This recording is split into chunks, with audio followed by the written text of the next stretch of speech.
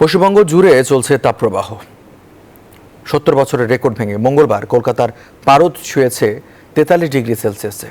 বুধবার তাপদাহ আরও বাড়বে বলে জানিয়েছে আবহাওয়া অধিদপ্তর। আর এই আবহাওয়ায় জীবিকার টানে বের হতে হচ্ছে শহরবাসীকে। তাদের কিছুটা স্বস্তি দিচ্ছে ডাবের পানি আর ঠান্ডা শরবত। কলকাতা থেকে ভাস্কর সর্দারের প্রতিবেদনে বিস্তারিত।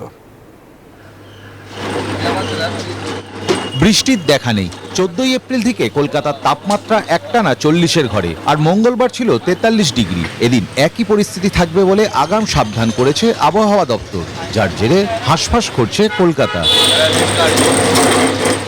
আর এই আবহাওয়ায় পথ চলতিদের সাময়িক স্বস্তি দিচ্ছে ডাবের পানি আর কয়েক ধরনের শরবত। কাজের সূত্রে যখন এদিক থেকে ওদিক দৌড়তে হয় তো একটুখানি ঠান্ডা হওয়ার জন্য, প্লাস ছাওয়া আছে আর ঠান্ডা রসের থেকে আর কি ভালো হতে পারে। বাহারে যে আছে তো অনেক তো গরম, আর গরম জন্য তো কিছু না কিছু তো করতে হবে। শহর জুড়ে এখন দেদার বিকোচ্ছে ঠান্ডা পানির বোতল, আখের রস, টক দই, লাচ্ছি এবং লেবু পানির শরবত। আর তাতেই স্বস্তি খুঁজছেন শহরবাসী। আগুনের যে হলকাটা বেরোচ্ছে সেটা থেকে কিছুটা রিলিফ পাওয়ার জন্য আর একটু শরবত। ছাতা এনেছি, জল এনেছি, আর এই সবই আর কি টুকটাক। आइसक्रीम खाया, ठंडा पानी पी रहे हो वैसे।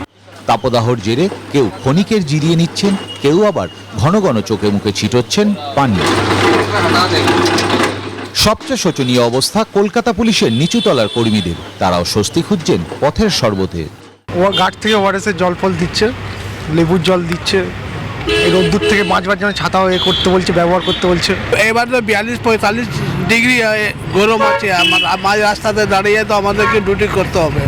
দিনের গরম হাওয়া যেন আগুনের হলকা, পথে বের হলেই শরীর জ্বালিয়ে পুড়িয়ে দিচ্ছে। বের হওয়া যাচ্ছে না খালি চোখে। প্রচণ্ড গরমে ক্লান্ত কলকাতা, তবে জীবিকার টানে বের হতেই হবে শহরবাসীকে।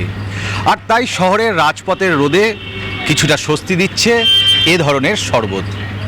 ক্যামেরা সাকিল আবদিনের সাথে ভাস্কর সর্দার, নিউজ 24, কলকাতা।